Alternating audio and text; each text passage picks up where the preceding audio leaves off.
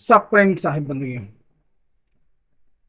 आप सभी श्रोता बंधुओं, भक्तमयी माताओं बहनों, सभी को सब प्रेम साहिब बंदगी। बंधुओं, आज का जो प्रसंग है वह प्रसंग बहुत ही ज्ञानवर्धक है और आपके जीवन को बदलने का और आपको सही रास्ते पर चलने के लिए प्रेरित करेगा। सदगुरु कबीर साहब ने हर समय पाखंडवाद, आडंबरवाद और जो लोग गलत रास्ते पर चलने का काम करते हैं उनका सदा ही विरोध किया। बंधुओं, आपने देखा होगा कि किस प्रकार से हर श्रावण के मास में भक्तों का जमावड़ा होता है। श्रावण मास बहुत ही धूमधाम से भक्त मनाते हैं। उसके बाद क्या क्या उनकी जीवन शैली, क्या उनकी दिनचर्या बदल जाती है? अगर वह अपनी दिनचर्या नहीं बदल सकते, वह सिर्फ भक्ति का स्वांग रचाते हैं, तो वह भक्ति किस काम की? आप देखिए कि ये लोग बहुत सारे पूरे सावन मास कुछ नहीं खाते, लेकिन उसके बाद क्या क्या वह 11 महीने जो बचता है उस 11 महीने में भी वैसे ही जीवन जीते हैं? अगर जो कार्य वह सावन मास में करते हैं, जीवों पर दया करना शुरू कर देते हैं, किसी भी पशु पक्षियों को मारकर खाना बंद कर देते हैं, तो ऐसे लोग क्या पूरे 12 महीने नहीं कुछ खाएंगे तो उनका कुछ बिगड़ जाएगा? लेकिन नहीं, आडंबरवाद और पाखंडवाद में ऐसे फंसे हुए हैं कि उनको यह बता दिया गया, यह समझा दिया गया है कि पूरे 11 महीने, पूरे 10 महीने कुछ कुछ समय के लिए आप मांस मदिरे का सेवन बंद कर दीजिए, उसके बाद भक्ति करिए, आपका जीवन इस भवसागर से पार उतर जाएगा। लेकिन उनके दिमाग में यह गलत बातें बसाई जाती हैं, क्योंकि आप यह सोचते हैं कि एक दिन की भक्ति कर कर, एक दिन की पूजा आरती करके आप जीवन भर का पाप काट सकते हैं। यह आपका सबसे बड़ा गलत फैसला है।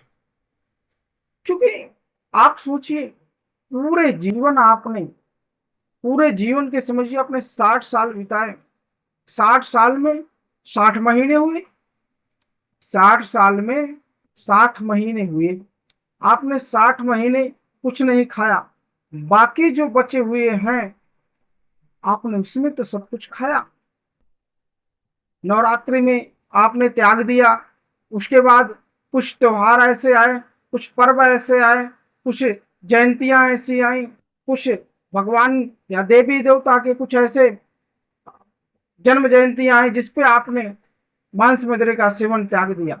बहुत अच्छा कार्य, कम से कम उस समय तो आपको चेत गए, लेकिन यही चेतना आपको जीवन भर करनी है। जब तक इस आडंबर से आप निकलेंगे नहीं, यह चेतना आपके जीवन में आएगी नहीं, इस पाखंडवाद, इस भ्रमवाद से तब तक आप दूर नहीं हो पाएंगे।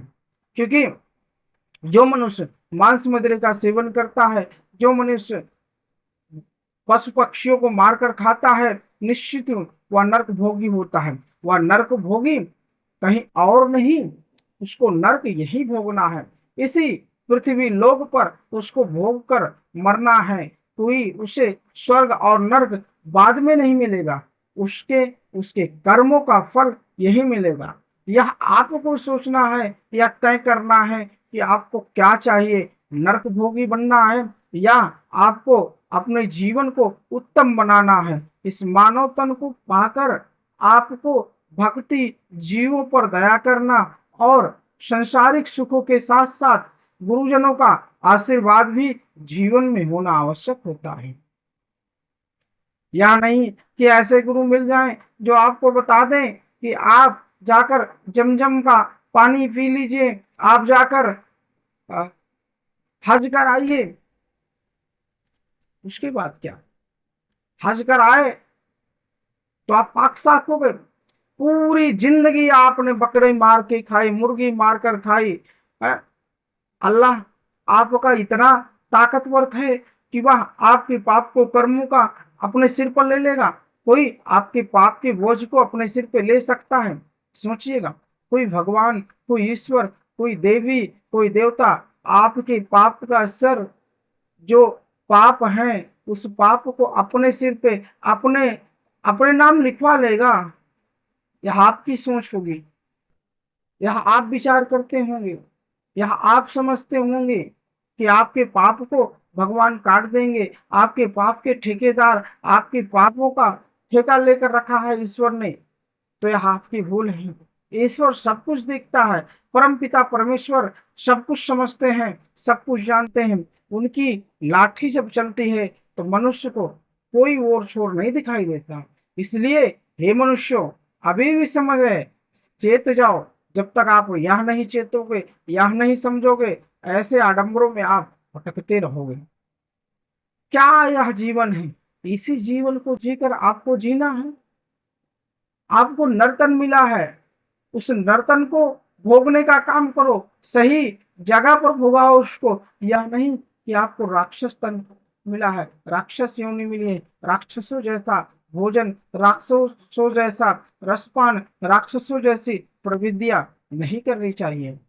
बंधुओं, सदगुरु कबीर साहब साफ कहते हैं कि जो मनुष्य अपने जीवन में मांस मदिरे का सेवन नहीं करता, वह चाहे कहीं भी किसी से दीक्षा ले या ना ले, वह अपने माँ बाप का और अपने गुरुजनों का आशीर्वाद उसके ऊपर रहे, अपने माता पिता का वह अच्छे ढंग से उनकी सेवा करे, उनके प्रति स्नेह रखे, उनका आदर सम्मान करे। वही सबसे बड़ी भक्ति होती है, वही सबसे बड़ा पुण्य का कार्य होता है। ऐसे लोग नहीं जो कि अपना दिखावे के लिए भक्ति करते हैं और उनके घर में ईश्वर रूपी माँ बाप दिन रात रोते रहते हैं। ऐसी भक्ति की भक्ति क्या, जो कि उनके माता पिता खुद पूरे जीवन रोते रहें और वह भक्ति करने में लीन रहें। सिर्फ कुछ दिनों की भक्ति भक्ति नहीं कहलाते। ऐसे लोग भी निश्चित ही नरका भोगी होते हैं।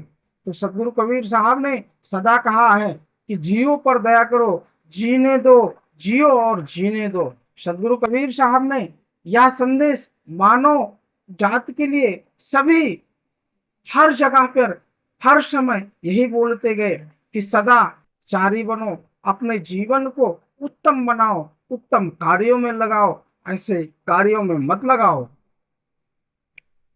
यह भी समझिए कि जो लोग यह भी सोचते हैं, अभी जिक्र आया कि 1 महीने की कांवड़ लेकर जाएंगे और वह बिल्कुल शुद्ध भोजन रसपान करेंगे, यह विचार सही है। लेकिन यही विचार पूरे 12 महीने क्यों नहीं करते? आखिर क्या समस्या है?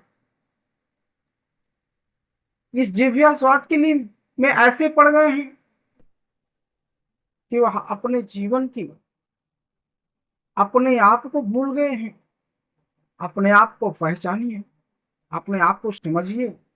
यह जीवन क्यों मिला है? यह नर्तन क्यों मिला है? इस नर्तन को पाकर ऐसे ही इसे बर्बाद मत करिए, इसे प्रभु की भक्ति में लगाओ। इन मांस मदिरे और तमाम चीजों में क्या रखा है? इन कचरे की चीजों को खाकर तुम्हें क्या मिलता है? तुम्हें ऐसा जीवन जीने के लिए प्रेरित कौन करता है? यह बहुत ही निंदनीय बात है, बहुत ही घृणित कार्य है। इसलिए बंधुओं, शाकाहारी बनो, जीवन को सुख बनाओ, समृद्धि पाओ। आपके जीवन में कोई कष्ट नहीं रहेगा, सारे कष्ट दूर हो जाएंगे। सब कुछ आपके जीवन में खुशहाल खुशहाल जिंदगी रहेगी, सारी समस्याएं खत्म हो जाएगी। क्योंकि सदाचार जीवन और सादा जीवन सबसे उत्तम जीवन होता है।